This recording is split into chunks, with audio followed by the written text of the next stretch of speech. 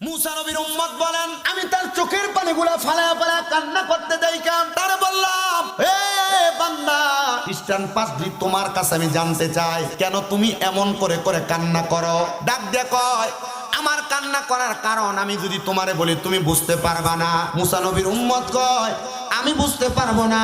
মুসা নবীর উম্মতদের মধ্যে আমার নবী আমাকে বলেছেন আমি নাকি এই উম্মতের মধ্যে সর্বশ্রেষ্ঠ একজন উম্মত, আর আপনি বলতেছেন আপনার কান্না করার কারণ আমি জানলে আমি নাকি সহ্য করতে পারবো না। হে পাদ্রী, আপনি কেন কান্না করেন? আপনি আপনার কান্নার কারণটা আমারে বলেন না। এবার মুসা নবীর উম্মতের কাছে উনি বলতেছে, আমি তোমাকে বলতে পারবো না, যদি আমি বলি আমার খ্রিস্টান ধর্মটা ধূলিসাৎ হয়ে যাবে। এবার মুসা নবীর উম্মত ডাক দিয়ে বলে, আপনি আমাকে কারণ বলেন আর না বলেন, আপনার এই কান্না করার কারণ আমি আপনাকে বলবো। বলে কি কারণ? বলে আপনি 4টা কারণে কান্না করতেছেন। বলে 4টা কারণ। মুসা নবীর উম্মতের এই জবাব শুই না খ্রিস্টান পাদ্রীটা লাজবাব হয়ে গেছে, কোনো জবাব দেয় না। কিরে কি বলে? আমি তো আসলে 4টা কারণে কান্না করি। মুসা নবীর ওই উম্মত বলে, 1 নাম্বার, আপনি তাওরাত কিতাব পড়তে যে আপনি দেখছেন। বলে কারণ কি? কারণ কি? কারণ কি? আপনি দেখতে পাইছেন তাওরাত কিতাবের মধ্যে এমন একজন নবীর কথা বলা হয়েছে, যেই নবী মুহাম্মাদুর রাসূলুল্লাহর জন্য আপনি মুসা নবীর আল্লাহ বানাইছে, যেই নবীর কারণে আদম থেকে ঈসা নবী পর্যন্ত সকল নবীর আল্লাহ বানাইছে, যেই নবীকে সকল নবীদের ইমাম বানাইছে, ওই নবী হইল ইমামুল মুরসালিন। আপনি ওই পাদ্রী মনে মনে চিন্তা করতেছেন আল্লাহ যেন আপনি মুসা নবীর উম্মতের জামানায় আইসা ওই নবীর উম্মত আপনারে যদি বানাইতো, আপনি এটা চিন্তা করে করে আফসোস করে কাঁদতেছেন। খ্রিস্টান পাদ্রীকে আমি অবাক হয়ে গেলাম, হতভম্ব হইয়া আমি তারা জিজ্ঞাসা করলাম, আমার কান্না করার দ্বিতীয় কারণ বলো। মুসা নবীর উম্মত বলে, দ্বিতীয় কারণ হইল আপনি চিন্তা করতেছেন ওই কথা যে ওই নবীজি যিনি দুনিয়াতে আগমন করবে, তিনার এমন কিছু উম্মত হবে যে উম্মতেরা দুনিয়ার জমিনের মধ্যে আসার পরে উম্মতেরা নামাজের ওয়াক্ত নির্ধারণ করবে আসমানের সূর্য দেখা। কি দেখা? তারা আসমানের সূর্য দেখা নামাজের ওয়াক্ত নির্ধারণ করবে, আর ওই সময় তারা নির্দিষ্ট সময়ে তারা নামাজ আদায় করবে। আপনি আফসোস করতেছেন, আপনি যদি তাদের অন্তর্ভুক্ত হইতে পারতেন আপনার জন্য ভালো হইতো। উনি বলেন, সত্যই তো, তোমার 2 নাম্বার কারণটাও সত্য। বলে 3 নাম্বার কারণ, আপনি কান্না করতেছেন, আফসোস করতেছেন, ওই উম্মত এমন ভাবে আল্লাহ তাআলার ইবাদত করবে, ওই উম্মত যখন দুনিয়ার জমিনে খাবার পাবে না, তখন উম্মতেরা পেরেশান হয়ে আল্লাহ তাআলার কুদরতি কদমে সেজদা দিবে। ওই উম্মত যখন অভাব অনটনের মধ্যে পড়ে যাবে, তখন উম্মতরা আল্লাহ তাআলার কুদরতি কদমের মধ্যে সেজদা দিবে। ওই উম্মত যখন কোনো বিপদে পড়ে যাবে, তখন উম্মতরা আল্লাহ তাআলার কুদরতি কদমে সেজদা দিবে। মানে বান্দা দুনিয়ার জমিনের মধ্যে যা কিছু করুক আর না করুক, বান্দা আল্লাহ তাআলার কাছে শুধু সেজদা দিয়া দিয়া চাইবে। এবার ওই পাদ্রীরে মুসা নবীর উম্মত ডাক দিয়া বলতেছে, তুমি কান্না করতেছো, আল্লাহ যদি তোমার ওই উম্মতের অন্তর্ভুক্ত বানাইতো। পাদ্রী বলে, তোমার 3টা জবাবই সঠিক। 4 নাম্বার জবাব, তুমি আমার কাছে বলো আল্লাহ তাআলা তোমারে কেন দুনিয়ার জমিন রে? মুসা নবীর উম্মত বলে, 4 নাম্বার কারণ, আপনি কান্না করতেছেন দুনিয়ার জমিনের মধ্যে ওই উম্মত যখন কবরের মধ্যে যাবে, ওই উম্মতকে আল্লাহ তাআলা ভুল ভ্রান্তি ক্ষমা করে যে কোনো ছোট্ট একটা ইবাদতের কারণে আল্লাহ তাআলা তারারে মাফ করে দিয়া জান্নাতি বানাইবো। আপনি কাঁদতেছেন আল্লাহ তাআলা যেন আপনাকে ওই ইবাদতকারীদের অন্তর্ভুক্ত বানায়। ওই ইবাদতকারীদের অন্তর্ভুক্ত হইলে আপনি খ্রিস্টান পাদ্রী আর খ্রিস্টান থাকবেন না, আপনি মুসলমান হয়ে যাবেন। খ্রিস্টান কই, বুঝলাম না রে, মনে মনে চিন্তা করলাম, কিন্তু এই বাচ্চাটা কেমনে আমার কথা বুঝলো? এ বেটা তো মুসা নবীর উম্মত, তাহলে বোঝা গেল মুসা নবীর উম্মত হওয়ার কারণে তার এত দাম। এবার মুসা নবীর উম্মতের সামনে এই খ্রিস্টান পাদ্রী যখন মনে মনে এই চিন্তা করে, ওই মুসা নবীর উম্মত কয়, এখন আপনি যে চিন্তা করছেন আপনার চিন্তা ভুল চিন্তা। খ্রিস্টান পাদ্রী কয়, কি করলাম চিন্তা? বলে আপনি চিন্তা করছেন মুসা নবীর উম্মতের যদি এত ক্ষমতা হয়, মুসা নবীর উম্মত যদি আমি কথা বলার কারণে আমার মনের খবরগুলা বইলা দেয়, আসলে কি সে বলে না আল্লাহ বলায়? জোরে কর না, আল্লাহ বলায়। বলে আপনি এই কথা বলেছেন। আল্লাহ তাআলা মুসা নবীর উম্মতরা তো ক্ষমতা দিছে। আল্লাহর কসম, আদম থেকে ঈসা নবী পর্যন্ত যত নবী আছে সকল নবী আমার আল্লাহর কাছে আফসোস করছে আর বলছে, আল্লাহ আমরারে নবী বানাইও না, আমরারে নবী বানাইও না, আখিরি নবী মুহাম্মাদুর রাসূলুল্লাহ সাল্লাল্লাহু আলাইহি ওয়াসাল্লাম নবীর উম্মত বানাও। বলে কেন? বলে আমরা ওই নবীর পেছনে বাইতুল মুকাদ্দাসের মধ্যে নামাজ আদায় করব। ওই নবীর উপাধি হইল ইমামুল মুরসালিন। ওই নবীর উম্মত যদি আমরা হইতে পারি গো, ওই নবীর উম্মতেরা অল্প একটা ছোট্ট আমল দিয়া তারা বাইচা যাইব। ইয়া রাসূলুল্লাহ, নবী গো কোন ছোট আমল দিয়া বাঁচবো?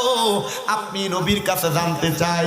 নবীজির প্রখ্যাত হাদিস শরীফ হযরত জাবির ইবনে সামুরা রাদিয়াল্লাহু তাআলা আনহু বলে, আমি আমার নবীজিকে প্রশ্ন করলাম, ইয়া রাসূলুল্লাহ, ও নবীজি, আপনার উম্মতকে এমন একটা আমলের কথা আপনি নবী বলেন না যে আমল করার কারণে আপনার উম্মত অল্প কিছু আমল দিয়া জান্নাত পাইবো, গুনাহগুলা মাফ পাইবো।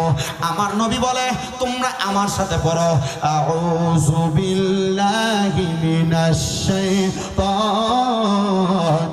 রাজিম, বিসমিল্লাহির রাহমানির রাহিম, ওয়া মিনাল লাইলি ফাতাহাজ্জাদ বিহি নাফিলাতাল লাকা আসা আইয়াবআসাকা রাব্বুকা মাকামান মাহমুদা। জবান খুলে জোরে জোরে পড়েন আল্লাহু আকবার। হযরত জাবির ইবনে সামুরা রাদিয়াল্লাহু তাআলা আনহু বলেন, আমার নবীজি এই আয়াতে কারিমা বললেন আর চোখের পানিগুলা ছেড়ে দিলেন। এবার আমার নবীজির একই হাদিস হযরতে আম্মা জান আয়েশা সিদ্দিকা রাদিয়াল্লাহু তাআলা আনহা বর্ণনা করতেছেন। বলে, একদিন রাত্রবেলা বড় ঠান্ডা, আমি দেখলাম আমার নবীজির শরীর মুবারকের মধ্যে কোনো চাদর নাই। আমি আয়েশা শরীরের মধ্যে কালো পশমি চাদর পরা অবস্থায় আমি ঠান্ডার মধ্যে কাঁপতেছিলাম, কিন্তু দেখলাম আল্লাহর হাবিব আমার চোখের সামনে চাক্ষুষ ভাবে দাঁড়ায় আছে। আমি দেখলাম নবীজির চোখ মুবারক গুলো দিয়ে দিয়ে এমন ভাবে পানি মুবারক পড়তেছে, নবীজির দাড়ি মুবারক গুলা ভিজে গেছে। আমি জিজ্ঞাসা করলাম, ইয়া রাসূলুল্লাহ, ইয়া হাবিবাল্লাহ, আপনি কেন এমন ভাবে কান্না করতেছেন? নবীজি, এত ঠান্ডার মধ্যে আপনাকে আমি নামাজ আদায় করতে দেখলাম, কিন্তু দেখলাম অন্যদিন আপনি নামাজ আদায় করেন একভাবে, আজকে আপনি নামাজ আদায় করেন আরেকভাবে। নবীজি প্রশ্ন করলেন, রে আয়েশা, আজকে আমার নামাজের ধরনটা কেমন ছিল?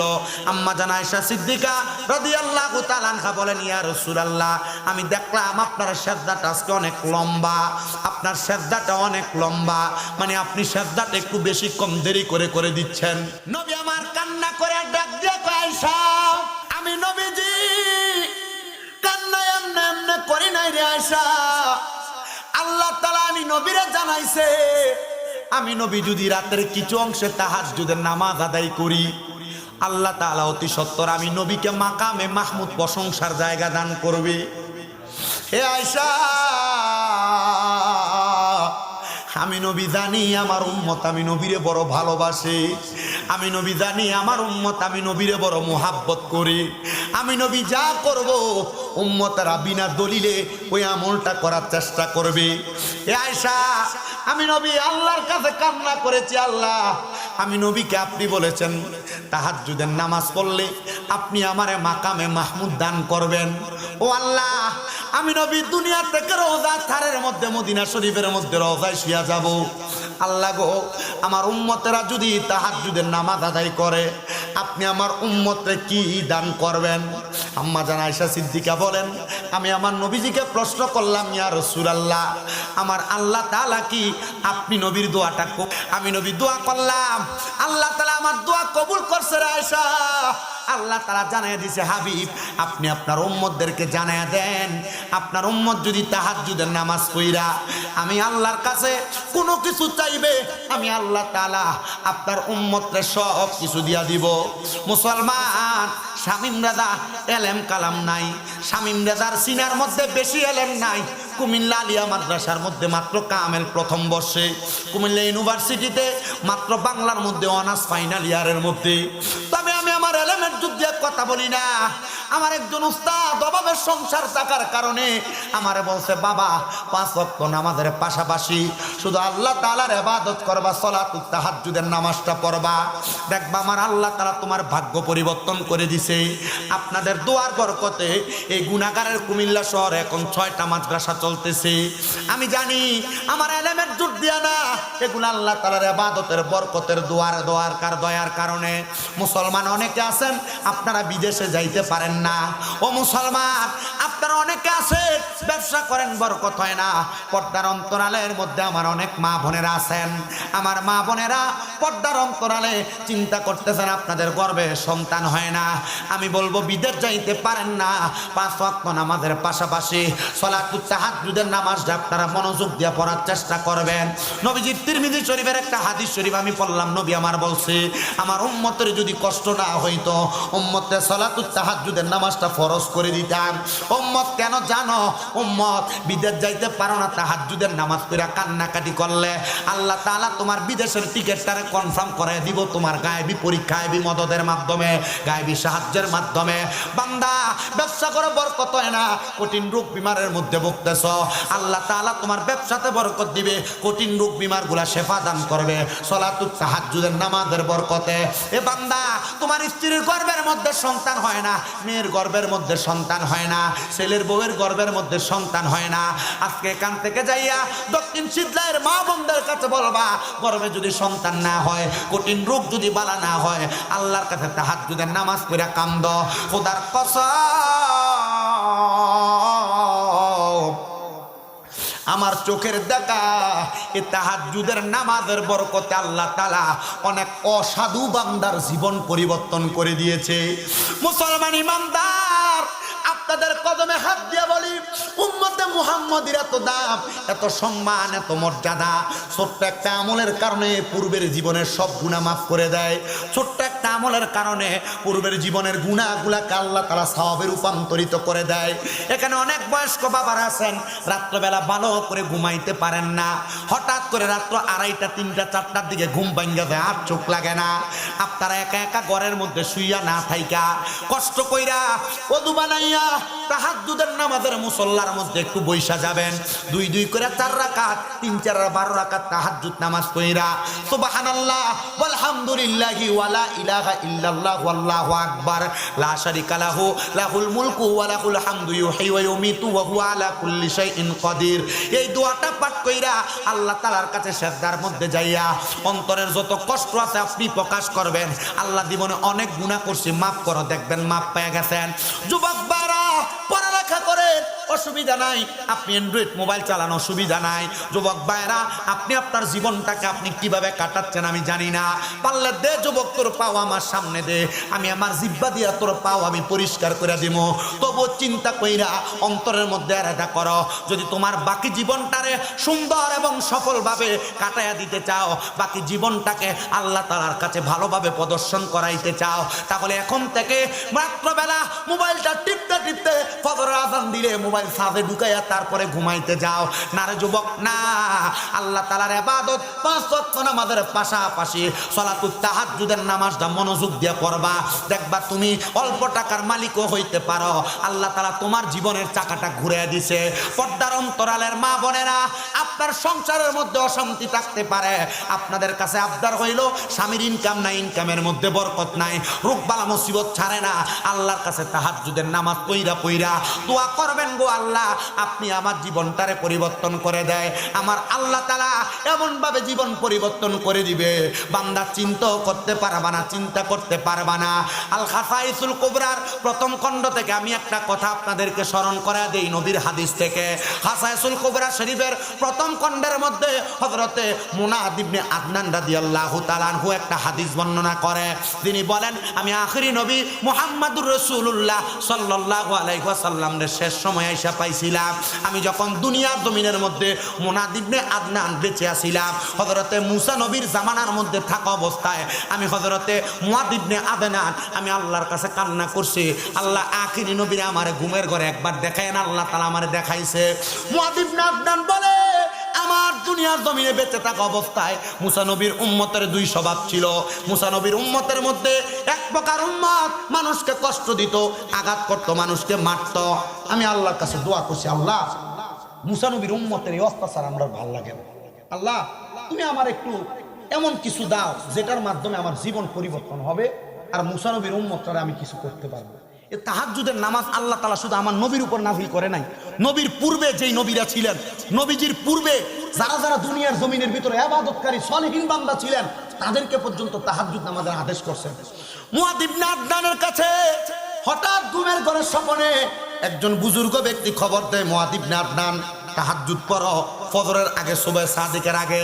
মুআয ইবনে আদনান বলে, মুসা নবীর উম্মতের যারা দুষ্ট ছিল এদের সঙ্গে আমি যখন পারলাম না, আল্লাহর কাছে তাহাজ্জুদ করে দোয়া করি, আল্লাহ আপনি আমার এমন শক্তি দান করেন আমি যেন জালেম গুলারে আমার শক্তি দ্বারা নিরসন করতে পারি। আল্লাহ তাআলা মুআয ইবনে আদনানের দোয়া কবুল করছে। মাত্র 5 বছরে মুআয ইবনে আদনানের স্ত্রীর গর্ভ থেকে আল্লাহ তাআলা দুনিয়াতে সন্তান দিছে 40টা, সব ফোলা। মারহাবা কন্যা। 5 বছরে কয় সন্তান? 40 সন্তান। আলহামদুলিল্লাহ। জমজ হয় না? জমজ 2টা 3টা 8টা 7টা এগুলা ওই যে ওই জামানা থেকে আসছে। আসতে দিন। মুআয ইবনে আদনান বলে, আমি দোয়া করলাম 5 বছরের মধ্যে আল্লাহ তাআলা আমার 2 স্ত্রীর গর্ভের মধ্যে সন্তান দিছে 40টা। এবার একে একে আমার সন্তানগুলা যখন বড় হইল, আমি মুআয ইবনে আদনান আল্লাহ তাআলার কাছে বললাম, আল্লাহ মুসা নবীর উম্মতের জ্বালা যন্ত্রণা আর আমার কাছে ভালো লাগে না, আল্লাহ তুমি আমারে অনুমতি দাও আমি যেন মুসা নবীর ওই উম্মতদের সঙ্গে যুদ্ধ করতে পারি। আল্লাহ তাআলা কয়, মুআয ইবনে আদনান তুমি আমার অনুমতি পাইয়া মুসা নবীর ওই অত্যাচারী উম্মতদেরকে তুমি ধ্বংস করো। 40 সন্তান লইয়া ওই মুআয ইবনে আদনান মুসা নবীর উম্মতদেরকে ধ্বংস করলেন। এবার যারা ভালো উম্মত তারা এবার মুসা নবীর কাছে বিচার নিয়ে গেছে, হে নবী আপনার কাছে আমাদের বিচার হইল, আমাদের ভাই যারা তাদেরকে মেরে ফেলছে, ওই মুআয ইবনে আদনানের সঙ্গে আমরা যুদ্ধ করতে যাই। মুসা নবী কয়, মারছে যে তো চলো যুদ্ধ করি। মুসা নবী গরম নবী তো, মুসা নবীর আজরাইল ডরাইতো। কারণ ডরাইতো? আজরাইল ডরাইতো। এগুলো আপনারা জানেন পুরান খবর। থাপ্পড় দিয়ে কি ফালাই দিছিল? মাগো মা, কি ডেঞ্জারাস, চোখ ফালাই দিছে থাপ্পড়ের সঙ্গে। আর আজরাইল, আপনি যদি পাক্কা মুমিন হন, আপনার রুহু নেওয়ার আগে আজরাইল আল্লাহর অনুমতি নিয়ে আসবে। আপনি মনে করেন আজরাইলের, মুমিনরা আজরাইলকে ডরায় না। যারা মুমিন, কথা কয় না, যারা মুমিন আজরাইলকে ডরায় না। কারণ মুমিন ইন্তেকাল করার আগে আজরাইল আসে না, 2টা ফেরেশতা আসে। কথা শেষ করে আপনাদেরকে নিয়ে মুআয ইবনে আদনান আদনান উনি যখন ওনার সন্তানদেরকে নিয়ে ওনার ঘরের সামনে বসা, বকরি জবাই করে বকরির গোশত দ্বারা মুসা নবীর বদ উম্মতদেরকে মাইরা কত মজা করে খাইতেছে। মুসা নবী কয়, আমার উম্মত মারছে আর তোমরা বিচার লয়ে আইছো, তাড়াতাড়ি চলো। আধা পথে মুসা নবীর সামনে আল্লাহ তাআলা ফেরেশতা পাঠিয়ে দিছে, মুসা, ও মুসা, মুআয ইবনে আদনানের সন্তানদের সাথে যুদ্ধ করো না, সাবধান। মুসা নবী কয়, আল্লাহ আমি একজন নবী, আপনি আমারে বলতেছেন আমি যুদ্ধ করতাম না, আমার উম্মত মেরে শেষ করে লইছে। আল্লাহ তাআলা কয়, ও মুসা নবী, মুআয ইবনে আদনানের যে 40টা সন্তান দেখো, এই 40টা সন্তান থেকে আমি আল্লাহ তাআলা আখির জামানার পয়গম্বর মুহাম্মাদুর রাসূলুল্লাহ সাল্লাল্লাহু আলাইহি ওয়াসাল্লাম নবীরে এই বংশ থেকে দুনিয়াতে পাঠাইব। এই বংশের মানুষ মানুষের প্রতি অত্যাচার করে না, অনাচার করে না, মানুষের প্রতি জুলুম করে না। আর যদি মনে করো জুলুম করে, অত্যাচার অনাচার করে, তাহলে মনে করবা এরা অত্যাচার অনাচার জুলুম করে না, এরা ওই নবীর বংশধর না। আর যাদেরকে মারছে এরা মানুষকে অত্যাচার করতে বিদায় সত্য প্রতিষ্ঠা করার জন্য মুআয ইবনে আদনানের সন্তান তুমি মুসা নবীর উম্মতরে মারছে।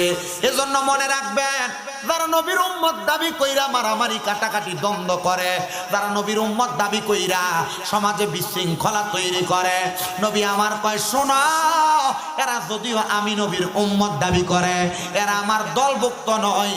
কাল হাসরের ময়দানে আমি নবী তাদের দিকে তাকায়াও দেখতাম না।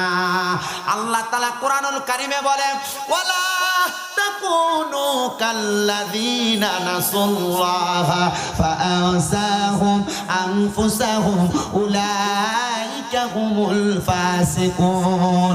আল্লাহ কয়, বান্দা তোমরা তাদের মতো মতো হইও না যারা দুনিয়ার জমিনের মধ্যে আমি আল্লাহ তাদের নিজের কথা তাদেরকে ভুলে রাখছে, কারণ এরা ফাসেক। ও মুসলমান, আল্লাহ আপনার এমন ভাবে দুনিয়ার মায়ামগ্নতার মধ্যে ভুলে রাখছেন, আপনি নামাজ পড়তে ভালো লাগে না, ইবাদত করতে ভালো লাগে না, আপনি দুনিয়াতে গুনার কাজ করতে পরোয়া করেন না। ও ভাইরা, আপনাদের কাছে আমি শেষ বেলা একটা আবদার করে দিয়া যায়, যদি আপনি এমন হন আপনি আপনার অন্তরটাকে পরিবর্তন করেন, তাহলে আপনি ওই মানুষের মতো হইবেন না যারা ফাসেক, যারা মুশরিক, যারা বেঈমান, ওই মানুষের মতো আপনি হইবেন না। এজন্য সবার কাছে আমি আবদার জানাই, আল্লাহ তাআলার ইবাদত এমন মনোযোগ দিয়া করবেন যেন ইবাদতের মধ্যে মগ্নতা বেশি থাকে, খুশু এবং খুজু আল্লাহর ভয় বেশি থাকে, ইবাদতের মধ্যে মুহাব্বত বেশি থাকে। আর এমন মুহাব্বত অন্তরের মধ্যে ধারণ করবেন যে মুহাব্বতের কারণে আমার রাসূল সাল্লাল্লাহু আলাইহি ওয়াসাল্লাম খুশি হইয়া আপনাকে দুনিয়া থেকে কবরের মধ্যে যখন রাখা হবে, কবর থেকে হাসর, মিজান ফুলসেরাত থেকে জান্নাত পর্যন্ত চলার পথ যেন সহজ করে দেয়। ইয়া রাসূলুল্লাহ, কাদের জন্য সহজ আপনার কাছে জানতে চাই। নবী আল্লাহর কোরআন থেকে বলে, এক নাম্বার যারা আল্লাহ তাআলার ইবাদতে মনোযোগী, দুই নাম্বার যারা শিরিক করে না, তিন নাম্বার ওয়াবিল ওয়ালিদাইনি ইহসানা, যারা আম্মা আব্বার প্রতি ইহসান করে তারা আমার আল্লাহ তাআলার অসংখ্য নিয়ামত বক্ষণ করবে, অসংখ্য নিয়ামত হাসিল করবে। কিন্তু আজকে সমাজে অনেক সন্তান দেখা যায় ভাইয়ে ভাইয়ে ঝগড়া করে আম্মা আব্বারে জুদা করে দিছে, ভাইয়ে ভাইয়ে ঝগড়া করে আম্মা আব্বারে খানা দেয় না, বউয়ের কথা শুই না আম্মা আব্বারে জুদা করে দিছে। মা বাপ সকালবেলা এক ভাইয়ের ঘরে খায়, দুপুর বেলা এক ভাইয়ের ঘরে খায়, রাত্রবেলা আরেক ভাইয়ের ঘরে খায়। কিরে সন্তান, শেষ বেলায় তোমার কাছে আবদার জানাই, যদি কেউ এমন কাজ করে থাকো, আল্লাহর ওয়াস্তে এখান থেকে বাড়িতে যাইয়া মা বাবার পা ধরে মাপ চাইবা। কারণ তোমার ঘরে যেই দিন তোমার মায়ের খানা পড়ে, ওই সময় তোমার ঘরে বালা খানা রান্না হয় না, পরবর্তী দিন তোমার ঘরে ভালো খানা রান্না হয়। আব্বা আম্মার বয়স যখন বাড়ি হইয়া যায়, জিহ্বার স্বাদ নষ্ট হইয়া যায়, আব্বা আম্মার মন চায় এক সময় একটা খাবার খাইতে, কিন্তু মা বাপ ভয়ে তোমারে বলে না, কারণ মা বাপ চিন্তা করে সন্তান কষ্ট করে কামাই করে, তারে আমি আবার কেমনে আরেকটা খাবারের কথা বলি। না না না, এমন কর্মকাণ্ড করবা না। আজকে বাড়িতে যাইয়া আম্মা আব্বার কাছে বলবা, মা মাফ করে দেন, জুদা করে দিয়েছি, অন্যায় করে দিয়েছি, আজকে থেকে আর আলাদা খাওয়া লাগবে না। আপনারা এক ঘরে বসবেন, আমরা 3, 4, 5 ভাইও যদি হয়, 5 ঘরের 5 রকমের তরকারি আপনাদের সামনে আসবে, আপনারা যেইটা দিয়া মন চায় এইটা দিয়া খাবার খাইবেন। এটা করলে আপনার দাম কমবে না, সম্মান কমবে না। তবে একটা কথা মনে রাখবেন, আমি শামীম রাজানা আপনাদের ব্রাহ্মণপাড়া থানার সবচাইতে বড় আলেম দিয়া আপনি ওয়াজ মাহফিল করাইবেন, কিন্তু মা বাপরে জুদা করে দিয়া কষ্ট দিয়া খানা দিবেন না, আম্মা আব্বারে বাঙ্গা করে রাখবেন। আল্লাহর কসম মনে রাখবেন যুবক ভাইরা, এই ওয়াজ দিয়া কোনো লাভ হবে না, ওয়াজ দিয়া কোনো লাভ হবে না। ওয়াদা করবেন আজকের মাহফিলটা কবুল হবে কি হবে না, এটার গ্যারান্টি কেউ দিতে পারবে না। তবে একটা কথা বইলা দিয়া যায়, এখান থেকে বাড়িতে যাইয়া আম্মা আব্বার পাটার মধ্যে ধরবেন, ধরে বলবেন, মা ও আব্বা জান, নামাজ রোজা ইবাদত সব আমার বরবাদ হয়ে যাবে, আপনাদেরকে আলাদা করছি, জুদা করছি, খানা দেই নাই, আল্লাহর রাস্তায় আমি সন্তানকে মাফ করে দেন। বলে, হুজুর আমরা তো কোনোদিন এমন অন্যায় করি নাই, আমরা কি আম্মা আব্বার পায়ে ধরে মাফ চাইব? আমি বলবো, ও যুবক ভাইরা, বয়স্ক বাবারা, মা বাপ যদি বাইচা থাকে আম্মা আব্বার পায়ে ধরবেন, দাম কমবে না। তবে আগামী কালকে যদি এলাকার কোনো বয়স্ক মানুষকে দেখেন দোকানে বইসা বলে, হ্যাঁ শামীম রাজার ওয়াজ শুই না, আমার ছেলে রাত্রবেলা আমি মার পায়ে ধরে মাপ চাইছে, মনে করবা মাহফিল কবুল হয়ে গেছে। বলে, হুজুর কেন? কারণ আম্মা আব্বার পায়ে ধরলে সন্তানের দাম কমে না, আম্মা আব্বার পায়ে ধরলে সন্তানের দাম কমে না। সারা পৃথিবীর মানুষের কাছে সন্তানের দাম বাড়ায় দেয় আমার আল্লাহ তাআলা। অনেকে চিন্তা করে, হুজুর যাদের বাড়িতে আব্বা আছে তারা বাড়িতে যাইয়া আব্বার পায়ে ধরে মাপ চাইব, আমার তো আব্বা নাই, আমি কার পায়ে ধরে মাপ চাইব? হুজুর যাদের বাড়িতে মা আছে তারা বাড়িতে যাইয়া মার পায়ে ধরে মাপ চাইব, আমার তো মা নাই, আমি কার পায়ে ধরে মাপ চাইব?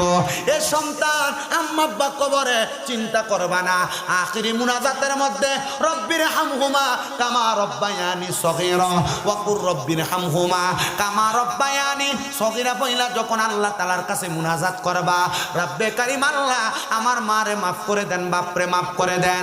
আল্লাহর হাবিব মুহাম্মদ রাসূল রাসূলুল্লাহ সাল্লাল্লাহু আলাইহি ওয়াসাল্লামের প্রখ্যাত হাদিস বিশারদ আবু সাঈদ খুদরি রাদিয়াল্লাহু তাআলা আনহু বলে, নবীজি জবান মুবারকে বলতে শুনলাম, কোন সন্তান যখন তার মায়ের জন্য বাবার জন্য চোখের মণিকোটার মধ্যে একটা মাছির মাথা পরিমাণ পানি চাইরা কান্না করে, ওই পানিটা মাটিতে পড়ার আগে আল্লাহ তাআলা তার মা বাবার জীবনের গুনাহ মাফ করে দেয়। ও সন্তান, চিন্তা করতেছো মাহফিল শেষ করে বাড়িতে যাইয়া সবার মুখটা দেখবা, কিন্তু তুমি তোমার জনম দুঃখী মা আর মুখটা দেখবা না, আব্বার মুখটা দেখবা না। সন্তান, না না না, ওই আম্মা আব্বা তোমার জন্য বড় কষ্ট করছে। আগে বাড়িতে আসতে দেরি হইতে মা বলতো, দেখেন না রাতটা ডাগায়া আমার সন্তানটা নিয়ে আসতেছে। মাটা রাত্রবেলা ঘুমাইতো না। আম্মা যান রাত্রে খাবারটা বক্ষণ করতেন না, আম্মা যান খাবার গুলা রাইকা দিতেন। আম্মা যান চিন্তা করতেন, এর সন্তান, আমার সন্তান আসলে আমি মা জননী মুখের মধ্যে খাবার দিব, বড় মাছের মাথাটা রাইকা দিতাম আম্মা যান তুমি সন্তানকে খাওয়ানোর জন্য। এখন 2-3 বেলা খানা না খাইলে কেউ একবার জিগায় না, সন্তান খানা দি খাইছো না। আল্লাহর রাস্তায় মাপ চাই, ক্ষমা চাই আপনাদের কাছে সময় নষ্ট করার কারণে। শুধু আপনাদের কাছে আমি মূর্খ মানুষ, বেএলেম মানুষ, শুধু কয়েকটা কথা বলে দেওয়া যায়। এই কথাগুলো মানার চেষ্টা করবেন, নামাজ পড়বেন, রোজা রাখবেন, হজ করবেন, যাকাত দিবেন, দান সদকা করবেন। এই আম্মা আব্বার মতো 2টা রত্নরে কষ্ট দেওয়ার কারণে এই সব ইবাদত আপনার বরবাদ হয়ে যাবে। যদি মা বাপ বাচ্চা থাকে এখন থেকে রত্নটারে যত্ন করেন, আর যদি কবরে থাকে আল্লাহ তাআলার কাছে পারলে প্রত্যেক শুক্রবারে একবার হলে আম্মা আব্বার কবরটা জিয়ারত করেন।